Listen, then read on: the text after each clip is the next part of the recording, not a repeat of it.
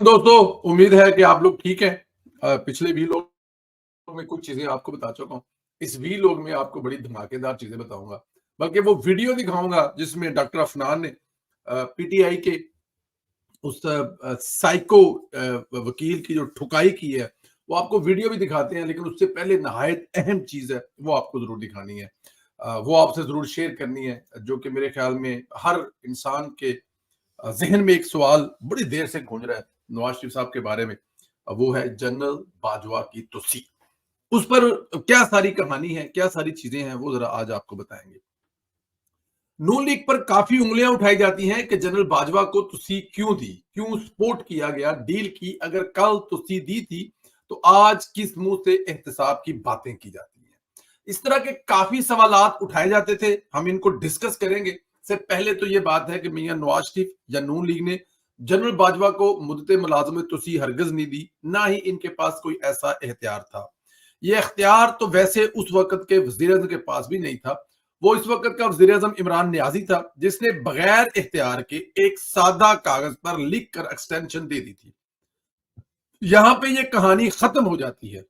अब इसके बाद जितनी की बातें हैं, जितनी भी चीजें मैं आपको समझाने की कोशिश करूंगा, लेकिन असल एक्सटेंशन जो थी वो जनरल बाजवा को इमरान खान नियाजी ने एक सादे कागज पर लिखकर दे दी थी। वाकफान हाल बताते हैं कि इस वक्त के एक जर्नल ने वजीर हाउस जाकर खुद नोटिफिकेशन टाइप करके जारी किया था कि बाजवा साहब को मुद्दत मुलाजमत में तस्दी दी जाती है।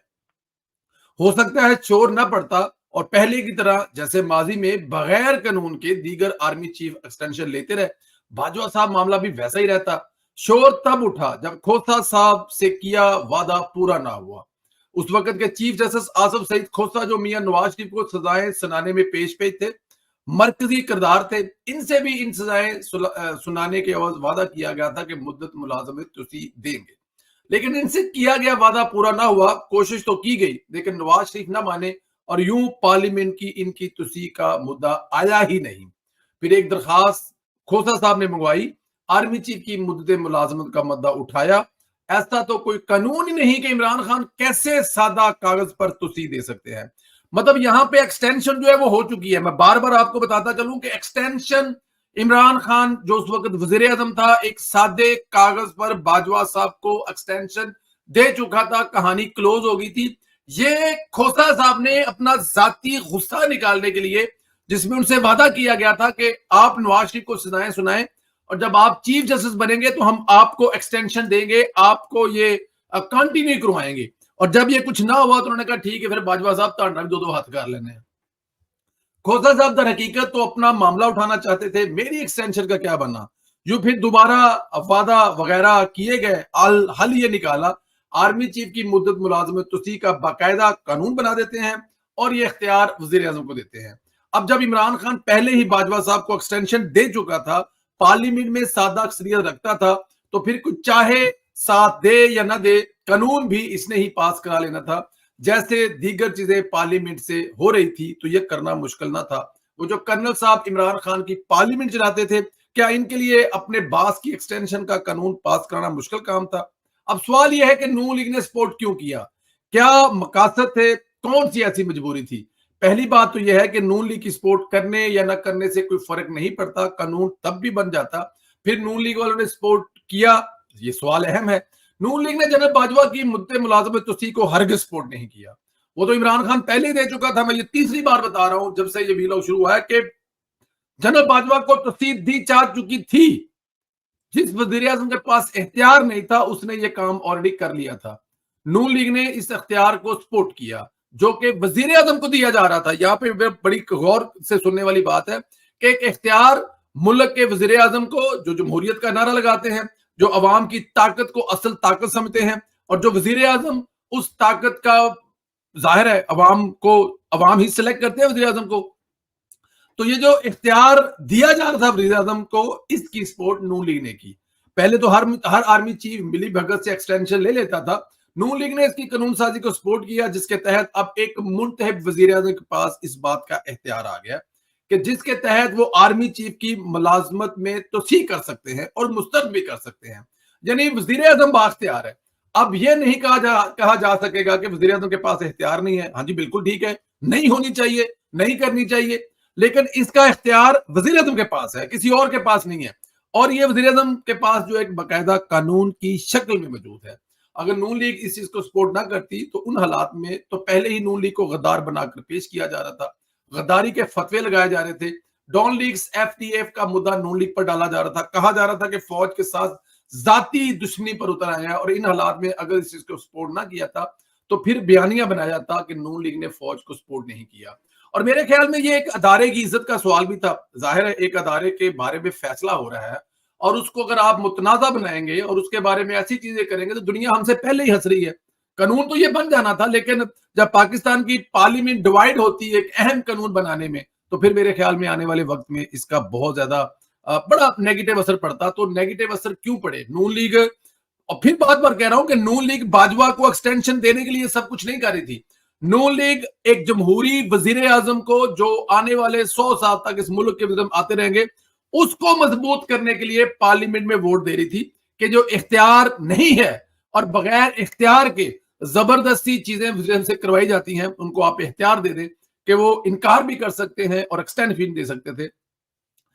फर्ज कर लेते हैं कि जंगी हालात में इस कानून की जरूरत होती है। अगर पाकिस्तान किसी जंगी हालात में होता है तो फिर आर्मी चीफ को दूसरी देना मजबूरी है ना, जिसके लिए एक कानून तो मौजूद होना चाहिए। अब अगर उस वक्त जंग लगी हुई है, दहशतगर्दी के खिलाफ जंग लगी हुई है, हिंदुस्तान के खिलाफ जंग लगी हुई है, पाकिस्तान जंगी हालात में है, तो जब कानून ही नहीं होगा तो उस वक्त वजीर क्या करेगा? लेकिन अब वजीर आजम डिसाइड कर सकता है कि एक्सटेंशन देनी है सिपा सलार को इन स्पेशल हालात में या नहीं देनी। तो आखिर में ये भी बताता चलूं कि मुस्लिम लीग नून ने जल्दबाजी में कोई काम नहीं किया, इस कानून को दुरुस्त कराया, खंगाला, 1 माह का वक्त लिया, तसल्ली करने के बाद कानून साजी हुई। नवाज शरीफ साहब खत का जिक्र भी किया जाता है। अंसार अब्बासी साहब ने मियां साहब का जो ये बिल थे उस हवाले से हदायत जो जारी की थी वो भी है। जो इस वक्त आप ये नहीं कह सकते, अंसार अब्बासी साहब ने ट्वीट किया, हमने वो आप देख सकते हैं कि उन्होंने बकायदा मियां साहब का खत जो है वो पढ़कर सुनाया है कि इसका क्या तरीकाकार है, कैसे करना है और ये जरूरी है या नहीं, वो सारा कुछ उसमें उसमें मौजूद है। वो ट्वीट भी आप देखते हैं। मतलब इसको उन्होंने रबड़ स्टैंप बनने नहीं दिया कि मतलब कि नून लीग ने मतलब अन्नेवाही मतलब उसको एक्सटेंशन दे दी, ऐसा हरगिज नहीं हुआ। उम्मीद करता हूं कि आपको बाजवा साहब को एक्सटेंशन देने वाली बात जो नून लीग पर बार बार इल्जाम लगता है, अब एनीमोर ये इल्जाम इसलिए नहीं लगा सकते, मेरे ख्याल में ये बड़ी वाज़ेह तौर पे है कि ये बाजवा साहब की एक्सटेंशन पे वोट नहीं दिया था, वजीर आजम को बाइख्तियार बनाने के लिए वोट दिया था। काजी फैसला साहब, आज अटॉर्नी जनरल ऑफ पाकिस्तान ने यकीन दहानी कराई है कि फैजाबाद धरना केस के फैसले पर अदारे यानी पाक फौज तहकीकात इंक्वायरी के बाद अमल करने को तैयार है। यानी फौज इंक्वायरी करेगी, फैज हमीद ग्रुप जहां जितना मुलव्वस हुआ कार्रवाई की जाएगी। अगर इस मुस्बत पेशरत को देखें तो फैज हमीद चंद माह में इस केस में कोर्ट मार्शल की नजर होता हुआ हमें नजर आ रहा है। बात ये बिल्कुल ठीक है। अब ये देखें कि ये अगर ये फैसला हो जाता है और काजी साहब अपने जो उन्होंने उस वक्त फैसला सुनाया था तो उस पर अमल दरामद करते हैं और ये कह दी कि इस पे तमाम अदारे फौज सारे इंक्वायरी करते हैं, तो फिर मेरे ख्याल में इंक्वायरी करने वाली जरूरत ही क्या है इसमें? बस सब वाजे है, लेकिन चले फिर भी ठीक है। अदारे के बड़े अहम अफसर रहे, उनके खिलाफ इंक्वायरी होनी चाहिए कि उसमें और कौन कौन शामिल था। फैज हमीद साहब का तो नाम आता है ना। इस मुल्क को आज इस नहज में लाने के लिए उस वक्त की जो एक अवाम की तरफ से मुंतब हुकूमत थी उसको खत्म करने के लिए, उसके बाद उसकी उसकी जो मुश्किलात में असाफा करने के लिए, उस हुकूमत को बेबस करने के लिए कौन कौन लोग शामिल थे? इस पूरे के पूरा ये जो एक पूरी फिल्म चल रही थी, खाली एक अफसर तो नहीं हो सकता, उस अफसर के साथ कुछ और लोग भी होंगे जो बैठे होंगे, जो प्लानिंग की होंगी, मीटिंगें की होंगी कि हमने इनको नाकाम करना है, इनको नहीं चलने देना, इमरान खान को लेके आना है, मुल्क की मैशियत तबाह करनी है, डॉलर तबाह करना है, गैस बिजली के बिल आज आसमानों की बातें कर रहे हैं। तो ये चीजें तो देखनी पड़ेंगी, तो इंक्वायरी करनी चाहिए। और अगर ये इंक्वायरी हो जाए और फैज हमीद साहब और उनके साथ जितने उस वक्त फौज में अफसरान मुलव्वस थे या फिर उस वक्त सिविलियन में लोग शामिल थे, उन तमाम के खिलाफ कार्रवाई होनी चाहिए। खाली एक अफसर के खिलाफ कार्रवाई हरगिज नहीं होनी चाहिए। जो जो उसमें मुलव्वस थे उस सब के खिलाफ कार्रवाई होनी चाहिए। अब आ जाए जरा बड़े अहम मुद्दे की तरफ। वो है डॉक्टर सेनेटर अफनानुल्लाह पर हमला करने वाले पीटीआई के साइको शेर अफजल की तरफ। शेर अफजल ने आज अपने लीडर को, इमरान खान को, जेल में जाकर बताया कि मैंने सियासी मुखालफिन पर हमले करने का सिलसिला शुरू कर दिया है, हालात खराब करने शुरू कर दिए हैं। यही इमरान खान इन लोगों को हदायत है कि अब अगर तशद्दुद हो, वकील तो पहले भी किसी के कंट्रोल में नहीं, अब इनके जरिए हालात खराब करने की कोशिश की जा रही है। शेर अफजल खान को इमरान खान ने खसूसी तौर पर बरतानिया भिजवाने का कहा है। आने चंद दिनों में ये बरतानिया जाएगा। बरतानिया जाकर क्या करेगा ये आप सब जानते हैं। जाहिर है जमाइमा वगैरह को कोई खसूसी पैगाम होगा और वो ये बदतमीज देने इंसान जा रहा है। आपको प्रॉमिस किया था, वादा किया था कि आपको वो वीडियो दिखाएंगे जिसमें कुट पड़ रही है, तो ये वीडियो देखें। रुकिए तुम्हारा बाप है, तुम्हारा नहीं, तुम्हारा बाप है। पकड़ो यार इसको, अब एक मिनट पकड़ो यार, पकड़ो यार, नहीं पकड़ो, नहीं छोड़ दो, छोड़ दो, छोड़ दो यार, इधर आओ, अंदर आओ, अंदर आओ, छोड़ छोड़ यार, और अगर इसको छोड़ दे यार, छोड़ यार, देखिए छोड़ बस यार, बस यार, अफनान नहीं यार, नहीं छोड़ उनको एक बार नहीं यार, अफनान नहीं,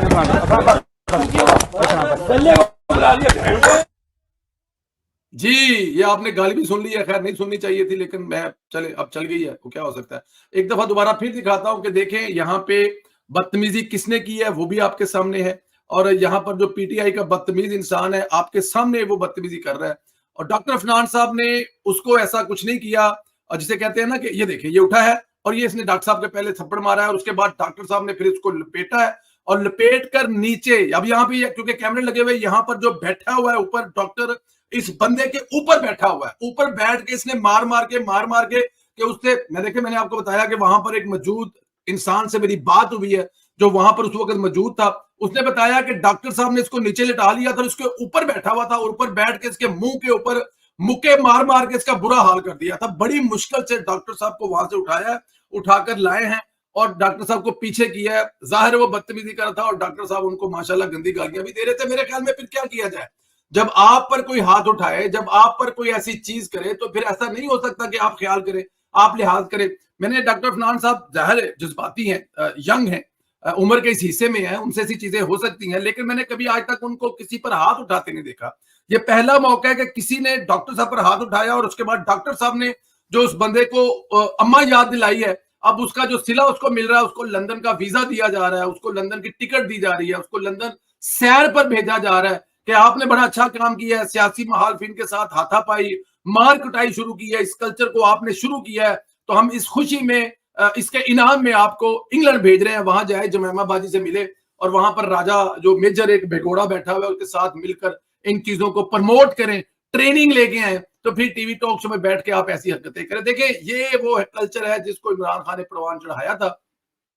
आपने वीडियो देख ली है, इसमें डॉक्टर साहब की गलती कोई नहीं है, पहले उस बंदे ने हाथ उठाया है और उसके बाद लिटा कर डॉक्टर साहब ने जो उस बंदे की ठुकाई की है। अब ये कोई उसी का हाल, अगर आपका कोई वाकफकार हो जो मैं आपको बता रहा हूं, वहां पे स्टूडियो में हमारी एक बंदे से बात, उसने कहा जी कि डॉक्टर साहब ने उस बंदे को इतना मारा है कि अगर हम उसको ना बचाते तो शायद डॉक्टर साहब के हाथों से वो वकील जो है वो अल्लाह को प्यारा भी हो जाता। जाहिर है जी जब गुस्से में है, अब आपको पहले कोई गाली निकाले, फिर आप पर कोई हाथ उठाए या फिर आपकी तरफ कोई हमला करे, तो आपने उसको रोकना तो है ना। फिर ये तो आपको कानून भी इजाजत देता है अपने आप को बचाने के लिए, अगर उसकी माँ बहन एक करनी पड़ती तो करें। तो डॉक्टर साहब ने जो किया कानून के साथ किया। उम्मीद है कि आज के बाद पाकिस्तान तहरीक इंसाफ का कोई भी बंदा ये हरकत नहीं करेगा, खास तौर पर डॉक्टर अफनान की तरफ तो हाथ उठा के नहीं देखेगा। हम डॉक्टर साहब आपके साथ हैं, आपने जो किया ठीक किया, ये आपका बनता था। इसी तरह इनकी ठुकाई होगी तो इनकी अक्ल ठिकाने आएगी। आपसे गुजारिश है, हमारा चैनल जो कि आजकल थोड़ा सा सब्सक्राइब कम हो रहे हैं, ये बार बार आपसे रिक्वेस्ट की जा रही है, तो जो दोस्त खुद सब्सक्राइब कर चुके हैं अपने दोस्तों से, फैमिली से, हर जगह से, इसको सब्सक्राइब करें, बेल आइकन को प्रेस करें और ये बताएं कमेंट करके जो किया डॉक्टर अफनान ने ठीक किया, इस बदतमीज वकील का यही इलाज था। तो क्या आप डॉक्टर साहब के साथ खड़े हैं, ठीक किया? इस सवाल का जवाब जरूर दें और इस व्हाट्सएप ग्रुपों में इस वीलॉग को शेयर करना बिल्कुल ना भूलें। अपना